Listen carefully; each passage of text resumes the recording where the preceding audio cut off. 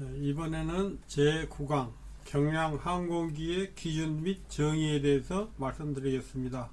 여기에도 이미 이 앞에 영어에서 나왔듯이 같은 말들이 자주 나오니까 이해하기는 무난하리라고 봅니다.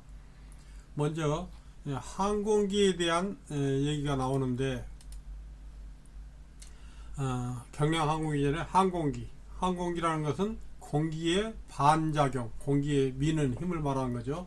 반작용으로 쓸 수 있는 기기로서 최대 이륙 중량, 좌석수 등 국토교통부령으로 정하는 기준에 해당하는 비행기, 헬리콥터, 비행선, 활공기와 그 밖에 대통령령으로 정하는 기기를 말한다 했습니다. 이건 이해가 되실 거고, 그 다음도 마찬가지 여러분이 이거 몇 차례 나왔으니까 이해가 될 겁니다. 경량항공기는 위에 있는 항공기 외에 공기의 반작용으로 뜰 수 있는 기기로서 최대 이륙 중량, 좌석수 등 국토교통부령으로 정하는 기준에 해당하는 비행기, 헬리콥터, 자이로플레인 및 동력 패러슈트 등을 말한다 했습니다. 항공기하고 경량항공기는 규모랄지 여러가지 있기 때문에 구분을 하고 있습니다. 물론 여기에서 빠져있지만은 초경량 비행장치도 있지요. 다음에 항공안전법 시행규칙의 제4절 보면은 경량항공기에 대한 기준이 좀 세부적으로 나와 있습니다. 항공안전법에서는 최대 이륙 중량, 좌석수 등 국토교통부령으로 정하는 기준에 해당하는 비행기, 헬리콥터, 자이로플레인 및 동력 패러슈트 등이라는 것은 뭐냐? 항공안전법에 따른 초경량 비행장치에 해당하지 아니한 것으로서 다음 각 호의 기준을 충족하는 비행기, 헬리콥터, 자이로플레인, 동력 슈트를 말한다 했는데, 그 항목은 뭐냐면은 최대 이륙 중량이 600kg 이하일 것. 600kg 넘으면은 항공기 범위에 들어가니까 600kg 이하일 것. 그 다음에 간혹 수상비행에 사용되는 경량항공기가 있습니다. 그럴 때는 수상항공기는 배에서 바다나 강에서 뜰 수 있도록 밑에 부위를 붙이니까, 그래서 50kg를 더 추가해서 650kg 있습니다. 그 다음에 최대 실속 속도 또는 최소 정상 비행 속도가 45노트 이하일 것. 그것도 첫 시간쯤에서 두 번째 시간인가 설명을 드렸죠. 실속이라는 게 뭐냐? 말 그대로 스스로 뜰 수 있는 힘을 잃어버린 게 실속입니다. 속도가 너무 낮거나 아니면은 고도가 잘못 잡아져 가지고 양력을 발생을 못하는 경우죠. 그럴 때는 45노트만 돼도 비행기가 실속을 해서는 안 된다. 다시 말해서 제 스스로 조정이 가능해야 한다. 그러니까 상당히 안정성을 염두에 둔 것입니다.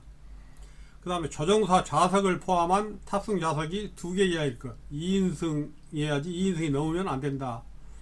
그 다음에 단발 왕복 발동기를 장치할 것. 엔진은 하나여야 한다. 조종석은 여합이 되지 아니할 것. 여합이라는 건 설명을 한번 드렸었는데 다시 한번 말씀드리면은, 고도가 높은 일반 항공기는 굉장히 높은 고도로 날게 되니까 기압 차이로 여러가지 부작용이 나옵니다. 그래서 기내 기압하고 바깥에 하고 맞춰주는, 조절해주는 그 장치가 바로 여합 장치입니다. 그 여합 장치가 필요 없죠. 일반 경량항공기는 낮게 나니까. 여합이 되지 아니할 것. 그 다음에 비행 중에 프로펠러 각도를 조정할 수 없을 것. 프로펠러가 고정이 되어 있어야 한다. 그런 얘기입니다. 그 다음에 고정된 착륙 장치가 있을 것. 다만 수상비행에 사용되는 경우에는 고정된 착륙 장치 외에 접을 수 있는 착륙 장치를 장착할 수 있다. 수상비행기인 경우에 예외로. 이것도 마찬가지 지난번에 한번 나왔었는데 다시 한번 기억을 해보시면 생각이 나실 겁니다.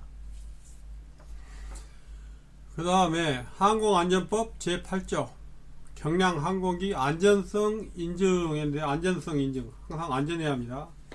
그럴 때 이제 안전성 인증은 뭐냐면은 구체적으로 보면은 시험 비행 등 국토교통부령으로 정하는 경우로서 국토교통부 장관의 허가를 받은 경우를 제외하고는, 시험 비행하거나 할 때는 실제 아직은 정식적으로 어디 항공기라 볼 수 없기 때문에 거기에서는 예외가 많이 있습니다. 경량 항공기를 소유하거나 사용할 수 있는 권리가 있는 자, 다시 말해서 경량 항공기 소유자입니다. 이 사람은 국토교통부령으로 정하는 기관 또는 단체의 장으로부터 그가 정한 안전성 인증의 유효기간, 절차, 방법 등에 따라서 그 경량 항공기가 국토교통부 장관이 정하는 기술에 저가받는 안전성 인증을 받지 않고는 비행하면 안 된다 되어 있습니다. 반드시 시험 비행이 아닌 경우는 안전성 인증을 받게 되어 있다 그 말입니다. 그 다음에 경량항공기 소유자 등이 비행하려는 사람은 그 장비품이나 부품을 정비하는 경우에 정비할 때도 마찬가지 아무 데서나 하는 게 아니라 항공정비사 자격증명을 가진 사람으로부터 반드시 확인을 받아야 한다. 이런 것들이 되는데, 다만 국토교통부령으로 정하는 경미한 정비는 그러지 않아 한다. 아주 미세한 정비 같은 경우는 구태여 그렇게 규제를 하지 않습니다. 그러나 웬만한 건 전부 다 규제 대상이니까. 항공안전법 제109조입니다. 경량 항공기 조종사 자격증명, 이것도 나왔던 건데 이제 복습이죠. 자격증명은 뭐냐면은 경량 항공기를 사용하여 비행하려는 사람은 국토교통부령으로 정하는 바에 따라 장관의 자격증명을 받아야 한다. 경량 항공기 조종사 자격증명을 받아야 한다는 겁니다. 그럼 자격 받을 수 없는 사람은 누구냐? 17세 미만인 사람 또는 경량 항공기 조종사 자격증명 취소 처분을 받고 2년이 지나지 않은 사람, 나이가 17세 미만이거나 자격 처분을 받고 취소 처분을 받고 2년이 안 되면은 다시 시험에 응시할 수 없다, 이제 그런 생각을 하시면 되겠습니다.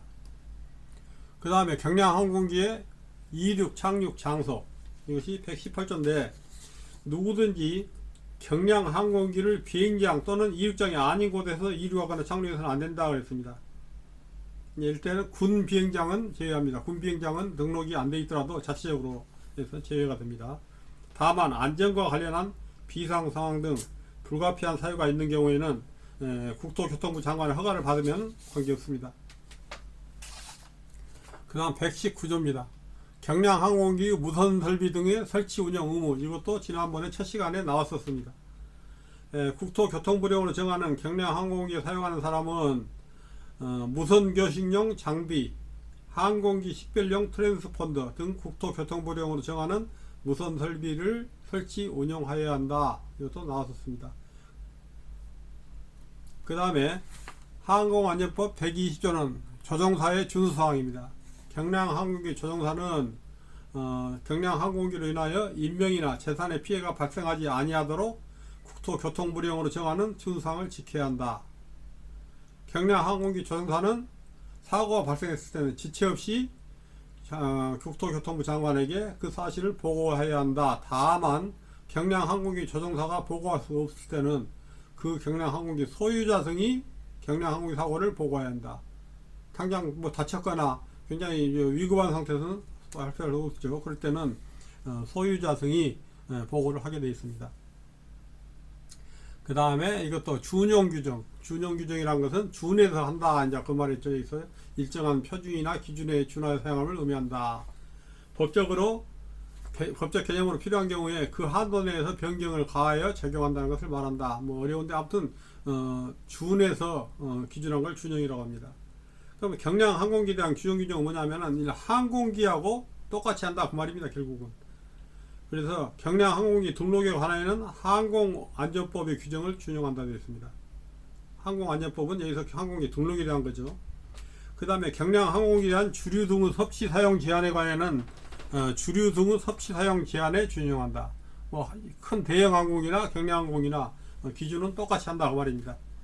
우리 주류 혹시 미리 나중에 나오겠지만은 0.02%입니다. 단속 기준이 0.02%. 그 다음에 경량 항공기의 비행 규칙에 관하여는 항공기의 비행 규칙을 준용한다. 경량 항공기 비행 제한에 관하여는 항공기의 비행 제한 등을 준용한다. 전부 같이 적용한다 그 말입니다. 그래서 경량 항공기에 대한 항공교통관제 업무 지시의 준수에 관해서는 항공교통관제 업무 지시 준수를 준용한다. 또 뭐 항공기나 경량 항공기나 규모만 적을 뿐이지 제재받는 것은 거의 같습니다. 자, 여기까지가 지금 하고자 하는 경량 항공기 기준이랄지 정의고 여기에 대해서 한번 문제를 한번 풀어보도록 하겠습니다. 자, 경량항공기의 정의는 이제는 한 5번 이상 나왔으니까 이제는 알 때도 됐습니다. 항공기 외에 항공기와 경량항공을 구분했죠. 항공기, 경량항공기, 초경량 비행장치 그렇게 3개 구분하는 것은 첫 시간에 말씀드렸습니다. 항공기 외에 공기의 반작용으로 쓸 수 있는 기기로서 최대 이륙 중량, 좌석수 등 국토교통부령으로 정하는 기준에 해당하는 비행기나 헬리콥터, 자이로스플레인, 동력 프레시트를 말한다 했습니다. 그때 기준은 또 나오게 됐지만은 뭐 600kg, 이륙 중량이 600kg, 좌석은 2개 이내, 그건 나왔었습니다. 이게 정의입니다. 나머지는 다른 거죠. 뭐 비행 중에 프로펠러 각도를 조정할 수 있어야 한다. 조정해서는 안 된다고 돼 있죠. 그런 것들이 나오니까. 자, 그 다음에 경량항공기 기준이 아닌 것은 했는데, 이건 예문을 읽어드리겠습니다. 최대 이륙 중량이 600kg 이하일 것 맞죠? 수상비행에서는 650kg나 있죠.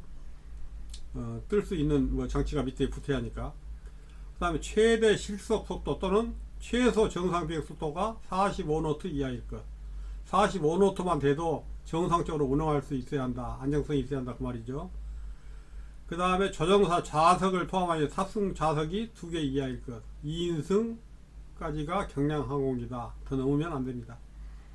그 다음에 여기에서 이제 예문 중에 틀린 것은 뭐냐면은 뭐 비행 중에 프로펠러 각도를 조정할 수 있을 거 조정하면 안 되죠. 그건 고정되어 있습니다. 그 다음에 세 번째, 경량항공기 종류가 아닌 것은 했는데 이것도 5가지 종류가 첫 시간에 나왔었습니다. 뭐 체중 이동형 비행기다, 타면 조정형 비행기다, 경량 헬리콥터, 자이로플레인, 그게 맞고, 여기 예문에는 동력 패러글라이더 있는데, 동력 패러글라이더가 아니라 동력 패러슈트는 경량항공기죠. 패러글라이더는 아니고. 자, 여기까지 해서 이번 제9강 경량항공기가 뭔지 기준하고 정의에 대해서 알아봤습니다. 감사합니다.